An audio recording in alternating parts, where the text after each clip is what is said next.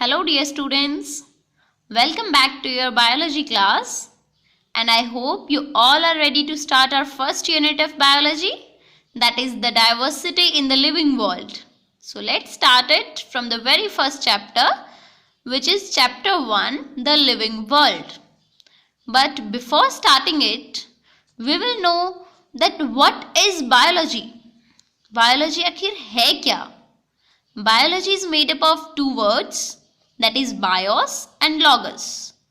Here bios means living and logos means study. So we can say that biology is the study of life forms and living processes. Means biology क्या है? Life forms के बारे में, living processes के बारे में ही study करना. That is biology. So biology will revolve around whole the living things, the internal structure of living things, external structure and the properties and functions and life processes and all that. So basically biology will revolve around the living things. Okay? So students, as you can see, the first chapter name is The Living World. So, how wonderful is the living world? Why I am saying this? Because we can see the extraordinary habitats in our environment like cold mountains, deciduous forests, oceans, freshwater lakes, deserts and hot springs and in many more places. Students, in these places we will find many kinds of living organisms. But how can we say that these things are living? So my next question is, what is living? Living है क्या? आप किस criteria के according कह सकते हो कि कोई भी ऑब्जेक्ट लिविंग है या नॉन लिविंग है? We can basically differentiate between inanimate things and living things. But on which criteria? इन दोनों में लिविंग थिंग्स में और नॉन लिविंग मैटर में हम कैसे डिफरेंस करते हैं students? On the basis of characteristics of living organisms, कि living organisms में कुछ specific characteristics होती हैं जो non living में नहीं होती. So उन्हीं के basis पे हम judge करते हैं कि कौन सी things living हैं और कौन सी non living. So let's start from this topic. We will see the characteristics of living organisms. So here's the first characteristic, that is the growth. You can say that all living things grow. सभी living organisms grow करते हैं. But what is growth? Growth में be defined as increase in mass और increase in number. Actually अगर body mass में increment हो रहा है या फिर हमारी बॉडी सेल्स इंक्रीज हो रहे हैं, that is known as growth. So these are two twin characteristics of growth. But students, ये ग्रोथ किसके थ्रू होती है? मतलब कौन सी प्रोसेस के थ्रू ग्रोथ चलती रहती है हमारी बॉडी में? By the process of cell division. We know that our body is made up of cells. Cells से मिलके हमारी बॉडी बनी है और cells regularly divide होते रहते हैं. Means cell division चलती रहती है हमारी बॉडी में, जिसकी वजह से whole body की growth होती है. But students, ये भी plants और animal के cases में different है. Because in the plants, growth occurs continuously throughout their whole life. Plants में जो ग्रोथ है स्टूडेंट्स, वो उनकी होल लाइफ चलती रहती है, पूरी लाइफ चलती रहती है. But in the case of animals, growth occurs only up to a certain age. Animals में जो ग्रोथ है वो एक फिक्स्ड एज तक ही होती है. उसके बाद एक फिक्स्ड टाइम के बाद ग्रोथ उनके अंदर स्टॉप हो जाती है. इवन जो सेल डिवीजन है, सेल डिवीजन एनिमल्स में होती रहती है होल लाइफ. बट ग्रोथ जो हम अपनी आईज से देख सकते हैं, जो विजिबल है, वो ग्रोथ उनके अंदर स्टॉप हो जाती है. सो क्या आप कह सकते हो कि ग्रोथ सभी लिविंग ऑर्गेनिजम्स के लिए एक डिफाइनिंग प्रॉपर्टी है? Let me clear itself. Students, if I say that according to this concept of growth, non living things also grow, will you believe me कि नॉन लिविंग थिंग्स भी grow करती हैं? Yes students, इस concept के according तो अगर हम देखें तो सभी नॉन लिविंग थिंग्स भी जो हैं वो ग्रो कर रही हैं. सभी नहीं बोल सकते, कुछ नॉन लिविंग थिंग्स। देखिए इस कंसेप्ट के अकॉर्डिंग ग्रोथ है क्या? इंक्रीज इन मास और इंक्रीज इन नंबर। सो अगर हम एग्जाम्पल लेके चलते हैं माउंटेन्स की या फिर सैंड माउल्स, जो मिट्टी के ढेर होते हैं या माउंटेन्स हैं, एक लंबे टाइम के बाद, लॉन्ग टाइम के बाद आप क्या देखते हो, उसके ऊपर नॉन लिविंग मैटर अक्यूमुलेट होने की वजह से, नॉन लिविंग मैटर इकट्ठा होने की वजह से माउंटेन्स का साइज भी धीरे धीरे इंक्रीज हो जाता है। तो उनके बायोमास, जो उनकी बॉडी मास है, उसमें इंक्रीमेंट हुआ, उनके जो पार्टिकल्स थे उनमें भी इंक्रीज हुआ। सो आप ये बोल सकते हो कि माउंटेन्स भी ग्रो कर रहे हैं। जो मिट्टी का ढेर है, सैंड माउल्स हैं, वो धीरे धीरे उनके ऊपर अक्यूमुलेशन होने की वजह से, मटेरियल्स के अक्यूमुलेशन की वजह से उनका साइज भी इंक्रीज कर रहा है, उनका जो बॉडी मास है वो भी इंक्रीज कर रहा है। सो इस कंसेप्ट के अकॉर्डिंग तो ये जो नॉन लिविंग थिंग्स हैं ये भी ग्रो कर रही हैं। So conclusion is that growth is not a defining property of living organisms. Students हम ये नहीं बोल सकते कि जिसमें भी ग्रोथ हो रही है वो लिविंग है, नो, क्योंकि माउंटेन्स में ग्रोथ हो रही है बट वो नॉन लिविंग है। So growth is not a defining property of living organisms. Is that clear? Now let's move ahead to our next property of living organisms, that is reproduction. Students, what is reproduction? It is a production of progeny possessing features more or less similar to those of parents. Basically, we can say that it is the capability of living organisms to produce young ones of similar kind. Means अपने जैसे ही और organisms को produce कर सकना। ये जो property है जिनमें भी present होती है उस process को हम बोलते हैं students reproduction, कि अपने जैसे living organisms produce करना। Next, ये जो रिप्रोडक्शन की प्रोसेस है स्टूडेंट्स, ये भी यूनिसेलुलर और मल्टीसेलुलर दोनों केसेस में डिफरेंट होती है। यहाँ पे जो वर्ड है unicellular organism, I hope you all are familiar with these words. Unicellular organisms have only one cell in their body, कि इनकी बॉडी किससे मिलके बनी है? ओनली सिंगल सेल से। उनको हम लिविंग यूनिसेलुलर ऑर्गेनिजम्स बोलते हैं। सो इनके केस में स्टूडेंट्स जो रिप्रोडक्शन है वो क्या है? इंक्रीज इन नंबर, कि जो सिंगल सेल था अगर वो डिवाइड होके 2 सेल्स बना लेता है देन नंबर्स में इंक्रीज हुआ, वही इनके अंदर रिप्रोडक्शन है। और ग्रोथ भी यही है। So we can say that both the reproduction and growth terms are synonyms in the unicellular organisms. ये दोनों एक ही चीज है यूनिसेलुलर ऑर्गेनिज्म में, दोनों प्रॉपर्टी का मीनिंग सेम है यूनिसेलुलर ऑर्गेनिजम्स के अंदर। But in the case of multicellular organisms, there are 2 kinds of reproduction, that is sexual reproduction and asexual reproduction. I hope you remember these words because you have studied this topic in your 10th class. Let's revise it. Sexual reproduction involves 2 parents. Sexual reproduction में students 2 parents involved होते हैं, और this type of reproduction is found in human beings, animals and higher other organisms. But the asexual reproduction involves only a single parent. इसमें सिर्फ single parent से ही next new individuals बनते हैं। For example जो yeast हैं, yeast bacteria and hydra reproduce by the method of budding. Budding जो है students ये एसेक्सुअल रिप्रोडक्शन का ही एक डिफरेंट टाइप है, मेथड है।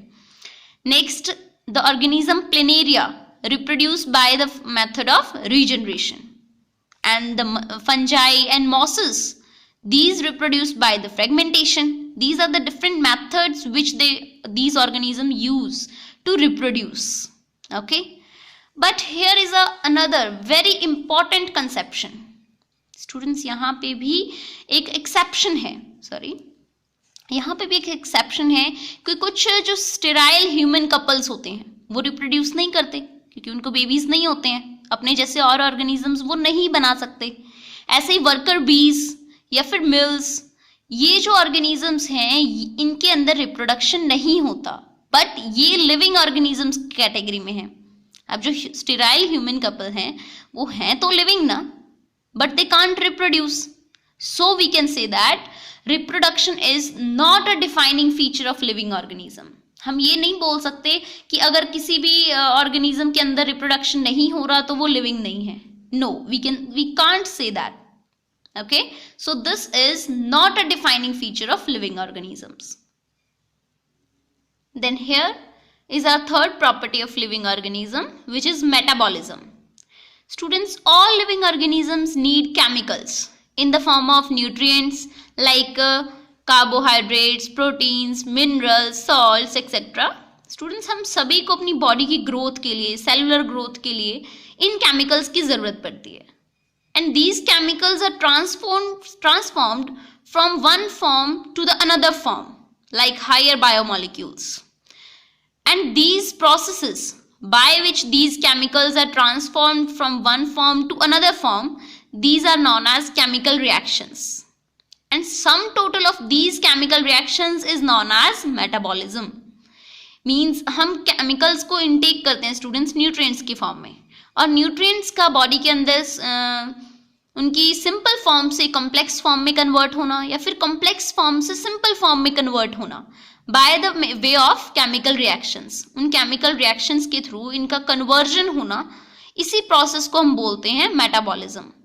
And here the metabolism is also of two types, anabolism and catabolism. Here the word ana means constructive approach.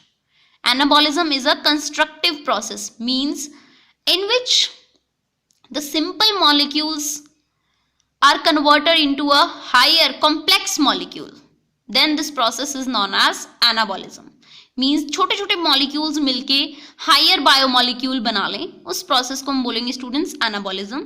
और जिस process के अंदर एक higher complex जो biomolecules था वो break down होके छोटे छोटे complexes बना रहा है, तो उस process को हम बोलेंगे destructive process, यानी कि catabolism. उसमें से destruction हो रहा है, बड़े मॉलिक्यूल्स का ब्रेकडाउन हो रहा है. So that is catabolism. And the metabolism is found in only living things, only living organisms. So we can say that metabolism is a defining feature of living organisms without exception. इसमें कोई exception नहीं है, कोई भी non living things में metabolism नहीं होता students. So this is the defining feature without any exception. Next is cellular organization. Cellular organization, students, we all know that all living organisms are made up of cells, and no non-living things has cellular nature. किसी भी non-living things में cells नहीं होते हैं. So यही जो दोनों statements हैं, ये इस property को living organisms के defining feature बनाते हैं, क्योंकि हम सभी जानते हैं जितनी भी लिविंग थिंग्स हैं सिर्फ वही सेल से मिलके बनी है. That means only the living things possesses the cellular organization, so it is a defining feature of life forms. And the next one is consciousness. So first of all, what is consciousness? Consciousness is the ability to sense and respond to environmental cues. Means हमारे environment में अगर कोई movement हो रही है, कुछ भी कोई भी चीज़ हमारे आसपास अगर हो रही है, हम उसके रिगार्डिंग कोई रिएक्शन देते हैं, उसके रिगार्डिंग रिस्पॉन्ड करते हैं, उसी एबिलिटी को बोला जाता है कॉन्शियसनेस. Is that clear? और ये जो कॉन्शियसनेस की एबिलिटी है स्टूडेंट्स, ये सभी लिविंग ऑर्गेनिजम्स में प्रेजेंट होती है. इवन जो नॉन लिविंग थिंग्स हैं वो रिस्पॉन्ड नहीं करती हैं. ऐसा तो नहीं है कि टेबल को आप थप्पड़ लगाओगे तो वो आपको उल्टा लगा देगी, नहीं ना. So that's right. जो कॉन्शियसनेस है ये only on present in living things, it's absent in all non living things. So it is a defining feature of living organisms. So these are the basic 5 characteristics which are present in your NCERT book, and here are few another characteristics which are present in your Modern's ABC book. So let's discuss them also. Definite life cycle. Students, जितने भी living organisms हैं उनके अंदर एक particular life cycle है कि पहले death होगी, देन ग्रोथ होगी, उसके बाद adolescence, then old age and then death. उनके अंदर एक पर्टिकुलर लाइफ साइकिल है, बट नॉन लिविंग थिंग्स में ऐसा नहीं होता. सो ये भी क्या है, एक definite feature. Next, movement. All the living things shows the movement. Now few students are thinking that the plants are not movement, plants have not movements. Plants में तो मूवमेंट नहीं होती, but not students. You have studied in your 10th class that whole plants show movements. हम ये बोल सकते हैं कि जो plants है वो एक जगह से दूसरी जगह चल के नहीं जाते हैं, but there are another parts like leaves, roots, these shows the movement. उनके leaves movement show करते हैं, एंड जो उनकी रूट्स हैं वो भी अंदर की तरफ ग्रोथ कर रही हैं, तो वो मूवमेंट शो कर रहे हैं. So the movement is a defining feature of living organisms. Next is protoplasm.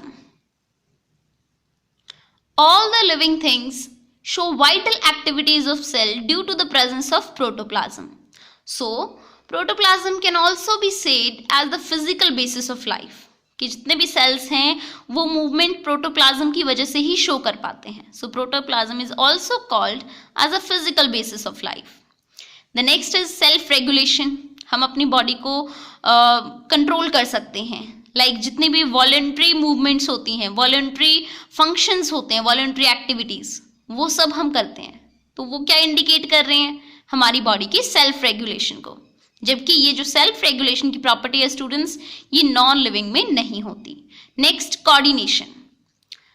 Living organisms के सभी बॉडी पार्ट्स कोऑर्डिनेट होके फंक्शन करते हैं, मींस मिलजुल के काम करते हैं. फॉर एग्जाम्पल, हमारा जो ब्रेन है वो हमारी बॉडी के सभी फंक्शंस को कोऑर्डिनेट करता है, उनको मेंटेन करता है, गाइडलाइंस देता है. Next, genetic material. All the living organisms have their genetic material inside the nucleus. सभी में जेनेटिक मटेरियल प्रेजेंट होता है लिविंग ऑर्गेनिज्म में. कब होगा ये? अगर उनके अंदर सेलुलर स्ट्रक्चर होगी. So we have studied this point in the fourth property. Next is adaptations. All living organisms adapted can adapt to any environment where they live, while the non-living things have not the property of consciousness. अगर non-living things में consciousness ही नहीं है तो उनको environment से कोई फर्क ही नहीं पड़ेगा कि environment कैसा है, उनको adaptation करने की ज़रूरत ही नहीं होगी. So adaptation भी non-living things में नहीं होती, सिर्फ किस में होती है? living organisms में. So I hope students you are clear with the characteristics of living organisms. Now let's perform an activity. Go outside and look around you. Look at the sky, the soil, trees, plants, people and animals. Nature is all around you if you have the eyes to see it. So, count how many living things you can see. And what is the things that make the living things different from the another non-living things? And also tell me about this.